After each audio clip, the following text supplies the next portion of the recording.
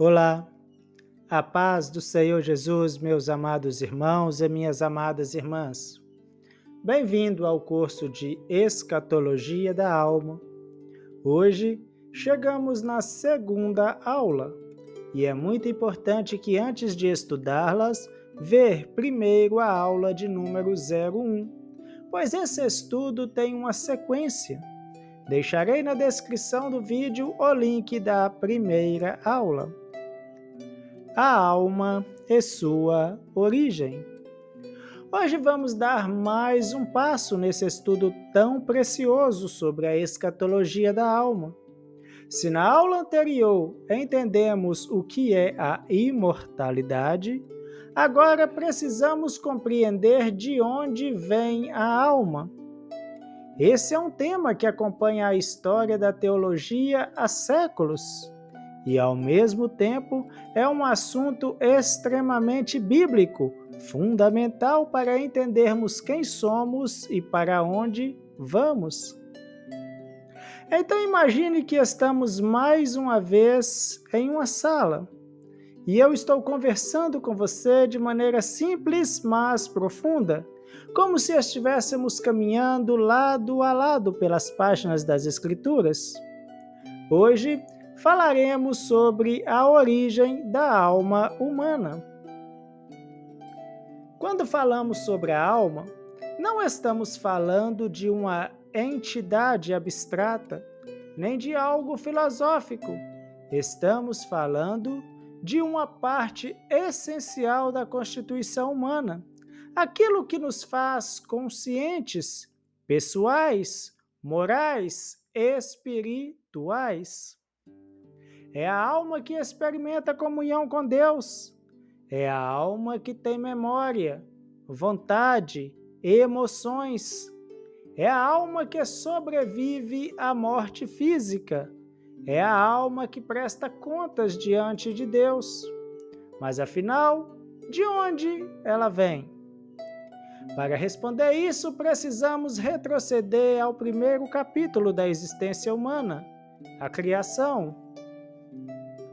A palavra de Deus, ela diz: "E formou o Senhor Deus o homem do pó da terra, e soprou em seus narizes o fôlego da vida, e o homem foi feito alma vivente." Gênesis capítulo 2, versículo 7. Esse versículo é um dos mais profundos de toda a Bíblia. Ele nos mostra que o ser humano tem uma dupla procedência. O corpo vem do pó da terra, o fôlego vem de Deus, ou seja, o corpo tem uma origem material, a alma tem uma origem divina, no sentido de que foi Deus quem a produziu, não no sentido de divinização humana. A alma não é parte da essência divina, ela é uma criação de Deus. Mas é importante enfatizar, a alma é resultado direto do sopro divino. Quando o texto diz que Deus soprou o fôlego de vida, ele está usando a palavra hebraica neshama, que significa alento, respiração, sopro vital. O ato de Deus soprar comunica vida que não pertence à matéria. E quando isso acontece, o texto conclui: o homem foi feito alma vivente. Perceba, o homem não recebeu apenas uma alma, ele tornou-se uma alma vivente. A alma é a dimensão pessoal do ser humano. Para aprofundarmos a origem da alma, precisamos observar duas coisas. Primeiro, a origem da primeira alma humana, Adão. E segundo, a origem das almas subsequentes, que é a grande pergunta. As almas são criadas diretamente por Deus ou derivam dos pais? Primeiro vejamos Adão. A origem da alma de Adão é direta. Deus cria o corpo e sopra o fôlego.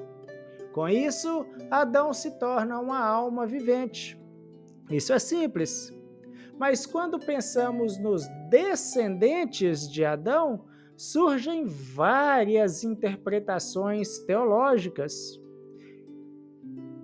E são muitas interpretações estudadas ao longo da história cristã. Mas nós vamos nos ater às três principais delas.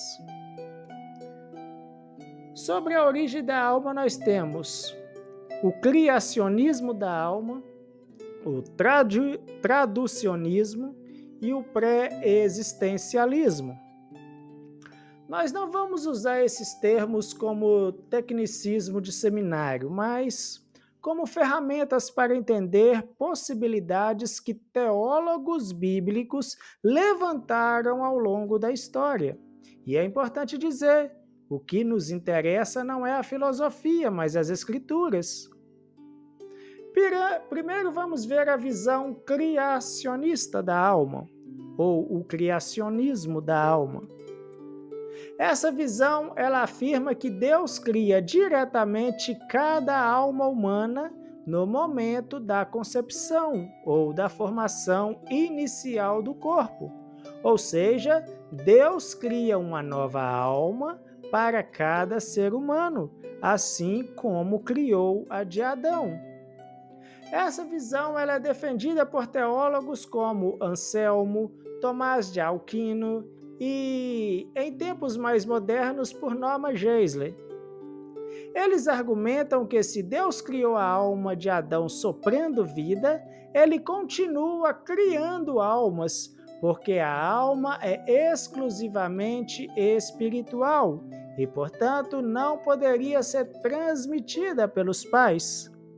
Um argumento bíblico usado por criacionista é Zacarias capítulo 12, versículo 1.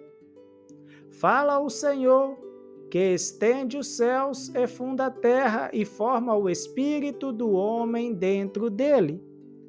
Para eles, esse forma o espírito do homem dentro dele seria uma indicação de que Deus cria cada alma individualmente. Outro texto usado é Hebreus, capítulo 12, verso 9, que fala que Deus é chamado de Pai dos Espíritos. Para os criacionistas, isso indica que Deus é o autor direto do espírito humano.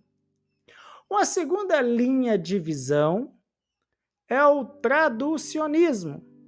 Esta é a visão defendida por muitos teólogos reformados, como Tertuliano, Martinho Lutero, Jonathan Edwards e também Louis Berkhoff, que é uma referência importante na teologia sistemática.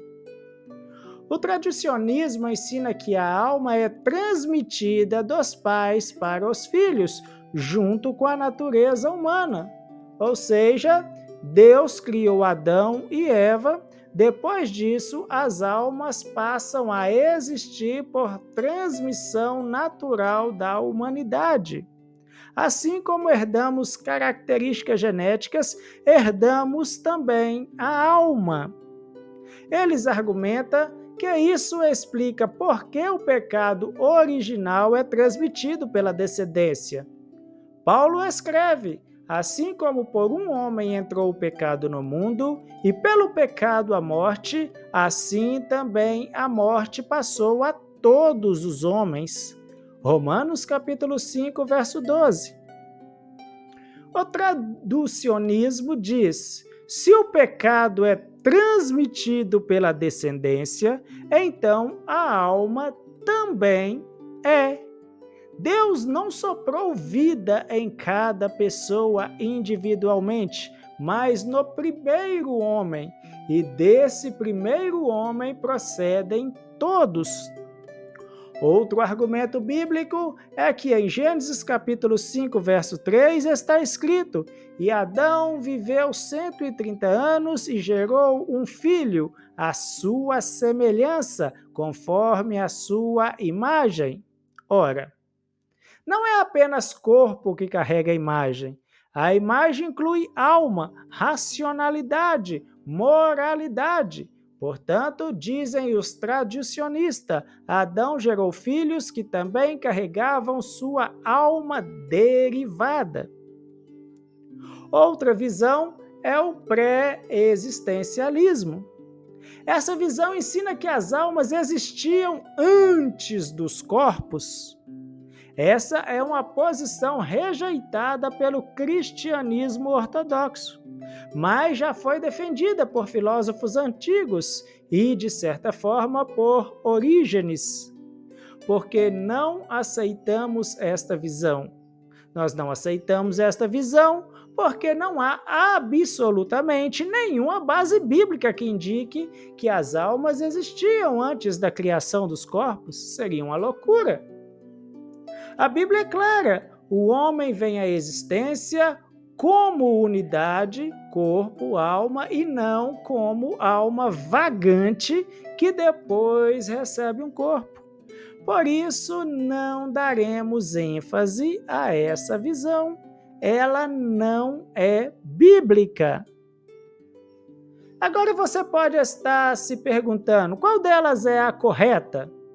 Meus irmãos, eu não vou bater o martelo em nenhuma, mesmo porque a Bíblia não declara explicitamente qual dessas posições é a final.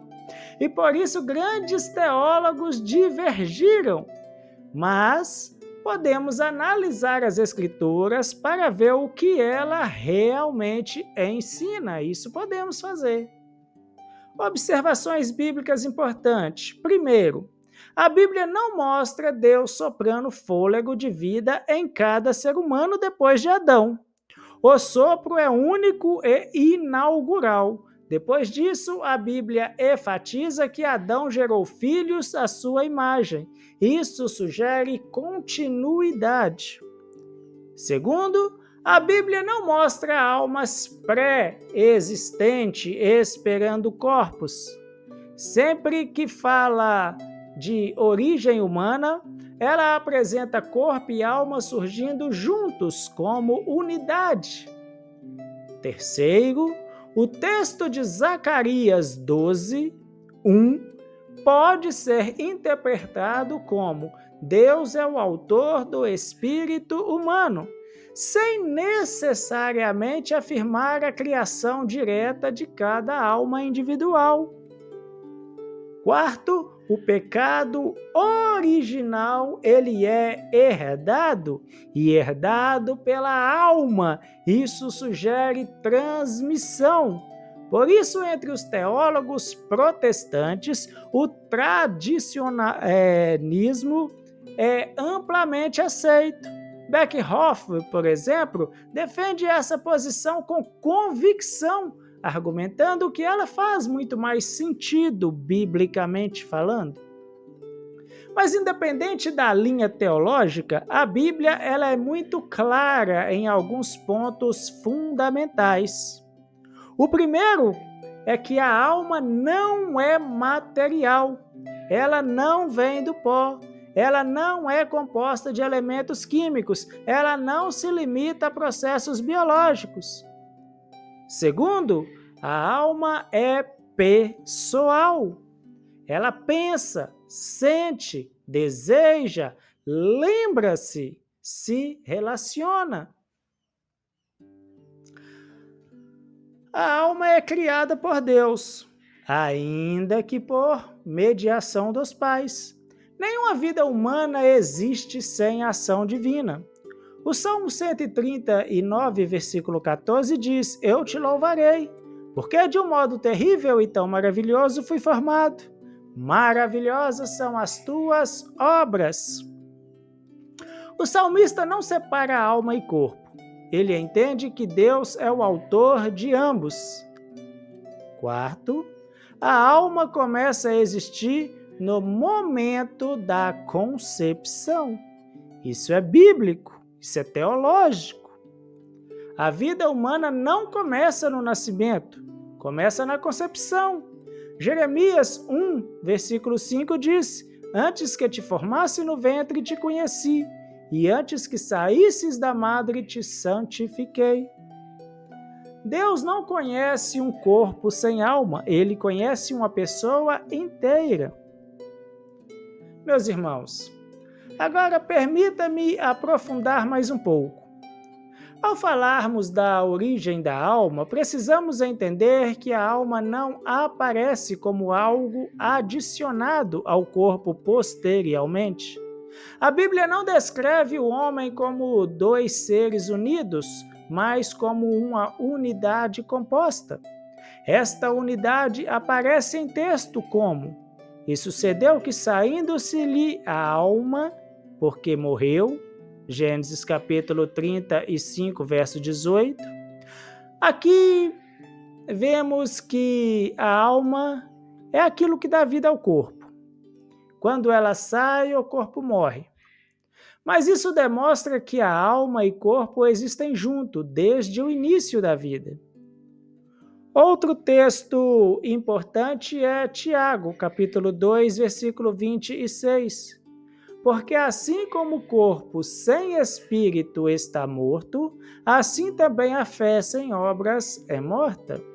A vida só existe enquanto o espírito está no corpo. Isso implica que desde que há vida, há alma. Agora, talvez você esteja pensando, mas se a alma deriva dos pais, como ela pode ser imaterial? A resposta é a transmissão. A transmissão, meus irmãos, é da pessoa para a pessoa, não da matéria para o espírito. A humanidade transmite humanidade. Deus cria as condições para a existência de uma nova pessoa. Assim como Deus é o autor da vida no sentido mais amplo, ele também é o autor mediado de cada alma. Não no sentido de criar diretamente cada espírito, mas no sentido de que a reprodução humana só existe porque ele sustenta a ordem da criação. Vamos observar um exemplo bíblico muito significativo, a Eva. Em Gênesis capítulo 2, versículo 21 e 22, está escrito: Então o Senhor Deus fez cair um sono pesado sobre Adão, e este adormeceu, e tomou uma das suas costelas, e fechou a carne em seu lugar. E da costela que o Senhor Deus tomou do homem, formou uma mulher. Onde está a origem da alma de Eva? A Bíblia não diz. A Bíblia não diz que Deus soprou o fôlego de vida nela. Ele apenas formou o corpo a partir de Adão. A implicação é clara. A alma de Eva foi produzida no ato criativo, mas não pelo sopro direto como em Adão. Ou seja, sua alma teve origem derivada da vida já existente em Adão. Isso apoia a ideia de transmissão. Meus irmãos, se a alma humana fosse sempre criada diretamente por Deus no momento da concepção, poderíamos supor que Jesus teria um tipo diferente de alma, mas não. Ele é verdadeiro homem com verdadeira alma humana, mostrando que Deus opera no processo de geração, não como o criador direto de cada alma, mas como sustentador da vida humana. Agora vamos abordar algo muito mais importante que faz parte da doutrina da origem da alma, a questão do pecado. Se a alma fosse criada diretamente por Deus em cada concepção, como ela poderia vir já marcada pelo pecado original? Deus não cria nada pecaminoso. Isso seria incompatível com a sua natureza. Por isso, muitos teólogos como Lutero, Calvino e Beckhoff preferem a ideia de que a alma é transmitida juntamente com a natureza humana decaída. Paulo escreve: por um homem entrou o pecado no mundo. Ele não escreve: por cada alma criada por Deus entrou o pecado no mundo. Isso reforça a ideia de que o pecado se transmite porque a humanidade inteira está unida em Adão. Mas seja qual for a posição teológica adotada, há verdades que são incontestáveis nas Escrituras. A alma não é eterna, mas ela é imortal. Ela não existia antes da criação, ela passa a existir no momento da formação da vida humana. Mas uma vez criada, nunca mais ela deixa de existir. A alma é espiritual, racional e moral. Ela reflete atributos comunicáveis de Deus: razão, vontade, afeto, consciência. A alma é responsável diante de Deus. Ela não é resultado de evolução biológica nem de um processo naturalista. Ela é obra direta da ação divina na humanidade. Antes de concluirmos, permita-me tocar em um texto importante para entendermos a natureza da alma e sua origem. Eclesiastes capítulo 12, versículo 7. E o pó volte à terra, como era, e o espírito volte a Deus, que o deu. Este versículo resume toda a doutrina da origem da alma. O corpo vem da terra, a alma vem de Deus. O corpo volta ao pó, a alma volta à presença de Deus para prestação de contas. Isso não significa que toda a alma volta para comunhão com Deus, mas que ela retorna ao Criador para juízo, consciência e realidade após morte. Então, meu amigo, vamos resumir tudo o que vimos nessa aula. A alma não é produto da matéria. Ela é produzida pela ação divina, direta em Adão e mediada nos descendentes. A alma começa a existir no momento da concepção. A vida humana só é vida porque há alma. A alma é transmitida juntamente com a natureza humana. E é assim que herdamos a imagem, a racionalidade e também o pecado original. A alma não existia antes, ela não é eterna. Ela tem começo, mas ela não tem fim. A alma continua existindo após a morte. Isso liga esta aula à aula de número 1. Por isso eu disse que é importante primeiro assistir a aula 1 e depois assistir essa. A imortalidade faz sentido porque a alma tem origem espiritual. A alma é obra de Deus, sustentada por Ele e responsável diante dele. Meus irmãos, vamos parar por aqui. Esta é apenas a segunda aula. Teremos muitas aulas pela frente, são 27 aulas ao todo. Como os irmãos viram, são muitos pontos de vistas diferentes sobre a origem da alma. Eu apresentei apenas 3 delas. E você vê qual faz mais sentido para você. Fiquem todos na preciosa paz de nosso Senhor e Deus Jesus Cristo e até a aula de número 3, se o Senhor Jesus Cristo assim nos permitir.